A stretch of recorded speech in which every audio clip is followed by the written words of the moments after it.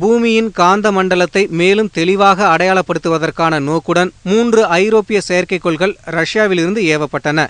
பூமியின் ஆழத்தில் குழம்பு நிலையில் இருக்கும் புவி மைய பகுதியில் காந்த மண்டலம் எவ்வாறு இயங்குகின்றது என்று தெளிவாக புரிந்து கொள்வதற்கு இந்த செயற்கைக்கோள்கள் உதவும். 3 செயற்கைக்கோள்களும் பொதுவாக ஸ்வாம் என்று அழைக்கப்படுகின்றன. பல ஆண்டுகளாக பூமியின் காந்த மண்டலம் பலவீனமடைந்து வருகின்றமைக்கான காரணங்களை ஆராய்வதற்கும் விஞ்ஞானிகள் இந்த செயற்கைக்கோள்களை பயன்படுத்த உள்ளனர். பூமியின் வடக்கு மற்றும் தெற்கு துருவங்கள் சில லட்சம் ஆண்டுகளுக்கு ஒரு தடவை தமது துருவ தன்மைகளை பரிமாற்றிக் கொள்ளும் இயல்பு கொண்டவை. பூமியின் வடக்கு மற்றும் தெற்கு துருவங்கள் சில லட்சம் ஆண்டுகளுக்கு ஒரு தடவை தமது துருவ தன்மைகளை பரிமாற்றிக் கொள்ளும் இயல்பு கொண்டவை. அப்படியான ஒரு துருவத்தன்மை பரிமாற்றம் எதிர்காலத்தில் நடக்க இருக்கின்றதா என்றும் விஞ்ஞானிகள் ஆராய உள்ளனர். இந்த காந்த மண்டலம் இல்லாவிட்டால் பூமி வறண்டு செவ்வாய் கிரகத்தைப் போல உறைந்துவிடும். சூரியனிலிருந்து விலகிச் சென்று விடாது பூமியை இயங்கச் செய்வதற்கு இந்த காந்த மண்டலம்தான் காரணம் என்பது குறிப்பிடத்தக்கது.